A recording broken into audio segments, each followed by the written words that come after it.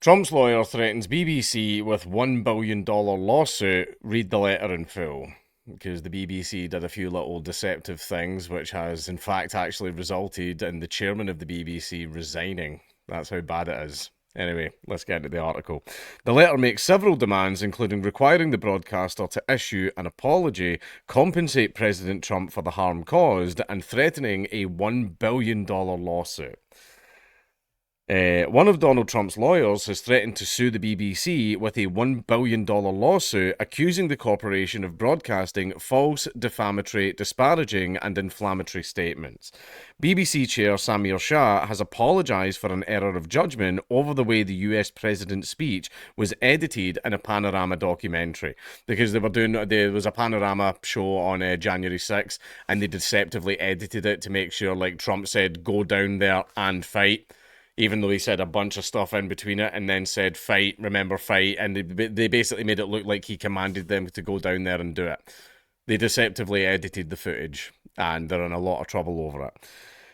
Alejandro Brito, one of Mr. Trump's lawyers, who is based in Florida, has now written to Mr. Shah and BBC lawyer Sarah Jones about what he was calling the overwhelming reputational and financial harm it has caused President Trump to suffer.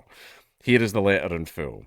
Regarding demand to retract false and defamatory statements about the President of the United States of America. Dear all, this law firm serves as litigation counsel for President Donald J. Trump, hereinafter referred to as President Trump.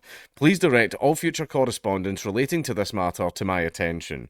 This correspondence serves as a demand under Florida Statute 770.011, I don't know how you pronounce that little weird symbol, that you immediately retract the false, defamatory, disparaging, and inflammatory statements made about President Trump, which were published in a Panorama documentary that was fabricated and aired by the BBC. Failure to comply will leave President Trump with no choice but to pursue any and all legal rights and remedies available to recover damages for the overwhelming financial and reputational harm that the BBC has caused him to suffer, with all rights and remedies being expressly reserved by President Trump.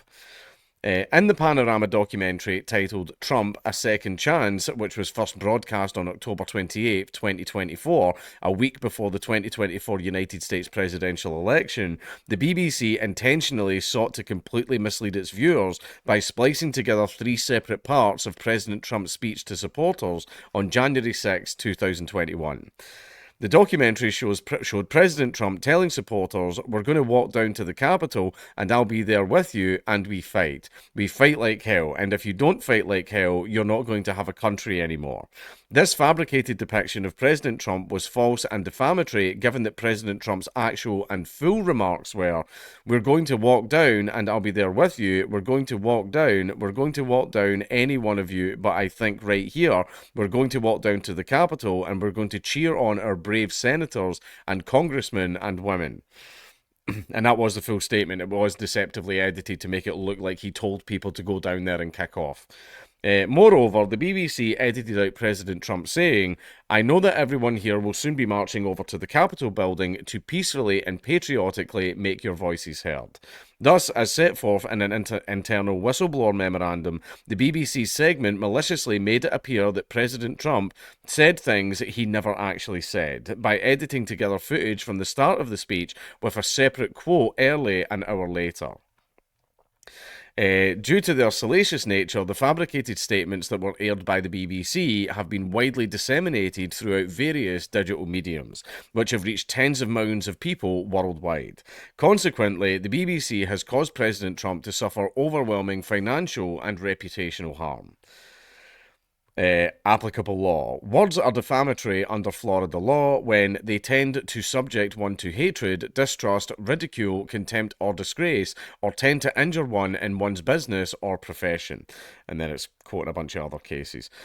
Statements are defamatory if the defendant juxtaposes a series of facts so as to imply a defamatory connection between them, or creates a defamatory implication by omitting facts.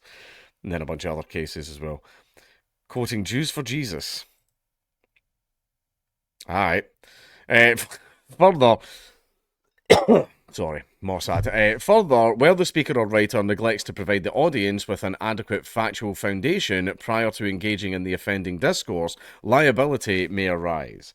Even if the BBC attempts to whitewash its conduct as simply an expression of its opinions, Florida law makes clear that such a defence will not absolve its liability. See bunch of different cases. Even if the speaker states the facts upon which he bases his opinion, if those facts are either incorrect or incomplete, or if his assessment of them is erroneous, the statement may still imply a false assertion of fact. Simply couching such statements in terms of opinions does not dispel these implications, and then citing a bunch of cases again. A statement that, although ostensibly in the form of an opinion, implies the allegation of undisclosed defamatory facts as the basis for the opinion is actionable. Consequently, the BBC lacks any viable defence to the overwhelming reputational and financial harm it has caused President Trump to suffer. Demand. The above referenced false, defamatory, malicious, disparaging, and inflammatory statements were published to deliberately denigrate President Trump. The timing of the fabricated documentary is evident. The BBC's reckless disregard for the truth, all too common, underscores the actual malice behind the decision to publish the wrongful content, given the plain falsity of the statements. Accordingly, President Trump hereby demands that you 1. Immediately issue a full and fair retraction of the documentary and any and all other false, defamatory, disparaging, misleading, and inflammatory statements about President Trump in as conspicuous a manner as they were originally published. So basically, they're going to really have to go out there.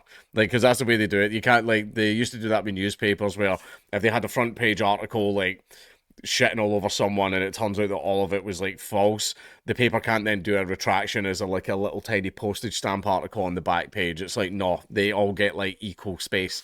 Your retraction has to have just as much frontage and space as the lie that you told. 2. Immediately issue an apology for the false, defamatory, disparaging, misleading, and inflammatory statements about President Trump. And 3. Appropriately compensate President Trump for the harm caused. Moreover, please allow this letter to serve as notice to you, to your affiliated entities, subsidiaries, to all of their employees, and any other person acting on behalf of or in concert with the BBC, to preserve any and all evidence related in any way to the above-mentioned malicious, false, and defamatory statements the BBC published, and any other statements that the BBC has published regarding President Trump. Basically saying, don't destroy the evidence. By way of this letter, the BBC is hereby directed not to destroy, conceal, or alter any paper or electronic files, physical evidence, and or other data relating in any way, no matter how remote, to your false claims regarding President Trump and or the circumstances leading to their dissemination, including but not limited to 1. All communications between you and any third party in any way related to your wrongful claims regarding President Trump. That's going to be the most interesting one. Because you're basically going to see them plotting it. Yeah, edit it that way. Do it that way. That's a good way to edit. Oh, but it might make people think good. Right, that's the most important one. And see that type of stuff? That's the stuff that always gets deleted. Oh, we're really, really sorry, but there was just problems with the Slack channel and it just kind of got deleted and everything like that. Nicola Sturgeon tried to pull the same thing. In fact, everybody tries to pull the same thing. This is the damning one. That's the damning one. All sources. 2. All sources for your false claims regarding President Trump. 3. Any and all documents and data referring to, reflecting, or relating to communications between you and any such third parties or sources regarding your false claims regarding President Trump. And 4. Any and all documents in any way related to your false claims regarding President Trump. This includes any information alleged to be protected by Florida statute, blah, blah, blah, blah, blah. And explaining that the 11th Circuit recognizes a qualified privilege for journalists, allowing them to resist compelled disclosure of their professional news-gathering efforts. This privilege shields reporters in both criminal and civil proceedings. I understand that many records and files are maintained electronically. However, this letter specifically requests that all paper and hard copy originals be maintained and preserved in their original format. By the same token, electronic documents and the storage media on which they reside may contain relevant, discoverable information beyond that which may be found in printed documents. Therefore, even where a paper copy exists and has been preserved, please preserve and maintain all electronically stored documents in their original native format, including all metadata. This preservation demand specifically encompasses any and all electronic documents, including but not limited to all word process files, emails, spreadsheets, all databases, log files, and any other electronically stored and/or generated documents or files. If the BBC does not comply with the above by November 14th, 2025 at 5 p.m. EST, President Trump will be left with no alternative but to enforce his legal and equitable rights, all of which are expressly reserved and are not waived, including by filing legal action for no less than $1 billion in damages. The BBC is on notice. Please govern yourselves accordingly. Very truly yours, Alejandro Brito. So, that's the thing is, freedom of speech, blah, blah, blah. Right, okay, the BBC's a state organisation, it's the government. I don't give a fuck about the government's freedom of speech. I care about you, the individual. I care about the little local paper. I care about your Facebook account, your Twitter account. I care about you being able to stand on a soapbox. I care about you being able to have your Substack. I care about you being able to make a speech in a university. I care about all of that stuff. The government, I don't give a fuck. Why would I want to protect their rights? They violate people's rights all the fucking time. They do it constantly. So the government's free speech, I genuinely don't care. Everybody on the street, all the way from your average communist to your average Nazi to just everybody. Everybody gets freedom of speech. They're human rights. The BBC's not human. The government's definitely not fucking human.